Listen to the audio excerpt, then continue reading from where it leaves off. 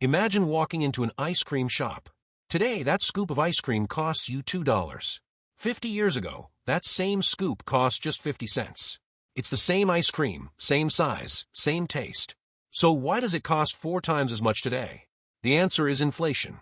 Inflation is a persistent rise in the average level of prices over time.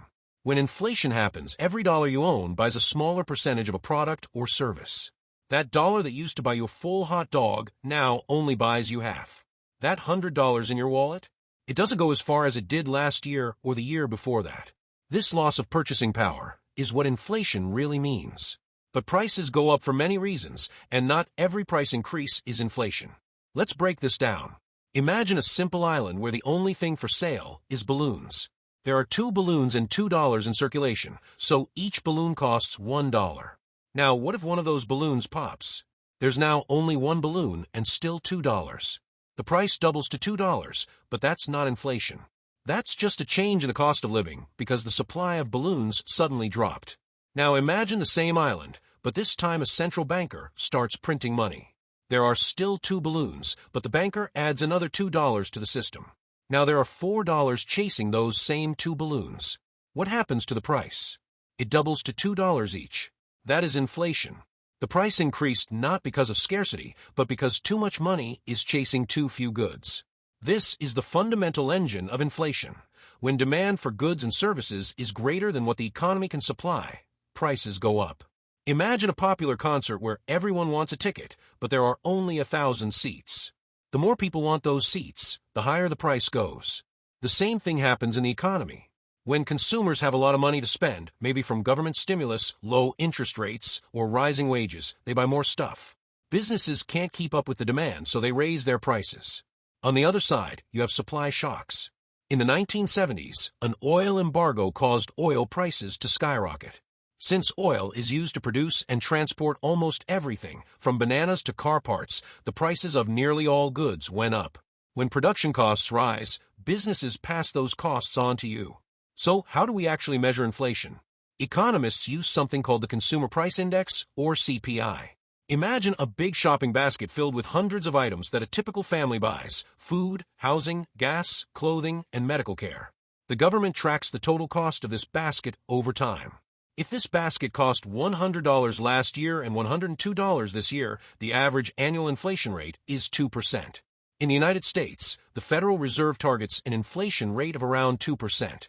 They believe this is the sweet spot where the economy can grow steadily without prices running out of control. Now, is inflation always bad? Surprisingly, a little bit of inflation is actually good. When prices rise slowly, people are encouraged to buy now rather than wait. This keeps demand high and businesses thriving. It also makes it easier for companies to adjust wages and costs without causing turmoil. But when inflation is too high and unpredictable, that's when real damage happens. High inflation makes life especially hard for people on fixed incomes like pensioners and those whose wages don't keep up with rising prices.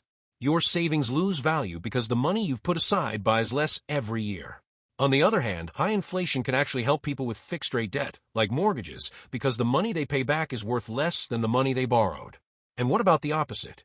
Deflation is when prices fall over time.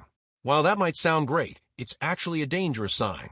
When people expect prices to drop, they stop spending, waiting for even lower prices.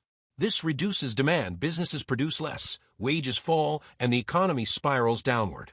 The Great Depression of the 1930s was a period of severe deflation, and it devastated the economy. So what can be done when inflation gets out of hand? That's where the central banks come in.